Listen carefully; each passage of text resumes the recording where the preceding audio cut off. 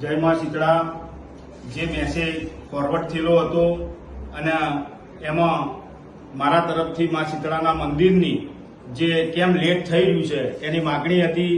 તો ભુવાજી જોડે અમારા ટોટલી વાતચીત થઈ ગઈ.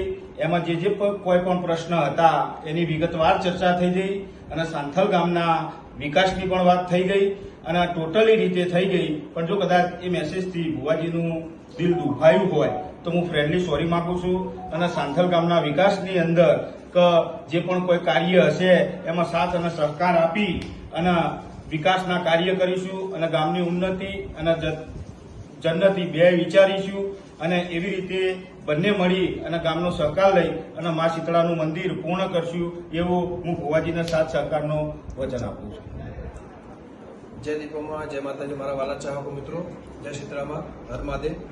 મિત્રો, અમારા ઉપેશભાઈ પટેલ અને હું છું ગમન સાંથલ, જે અમારો 4-5 દિવસ પહેલા ટૂંક સમય પહેલા જે મારો વિડીયો અને ભાઈનું જે પોસ્ટર હતું અને જે મેસેજ ફરતો કર્યો હતો એનું સમાધાન થઈ ગયું ઝઘડાનું. એટલે કોઈને હવે આગળ ફોરવર્ડ કરવો નહીં, કોઈ ઇસ્યુ કરવો નહીં અને આખા ગામ વતીથી અને આખા ગામની લાગણી, પ્રેમ અને ભાવથી અને આખા ગામની સંમતિ ભેગા થઈને આગેવાનોનું માન મર્યાદા રાખીને અમે આ ઝઘડાનું સમાધાન કરીએ છીએ. જય શીતળામાં, જય દીપામાં, મારા વાલા ચાહકો મિત્રો. અને આનો ખોટો કોઈ ઇસ્યુ કરવો નહીં અને આગળ કોઈને મેસેજ ફોરવર્ડ કરવો નહીં. સોરી. જય માતાજી, જય દીપા.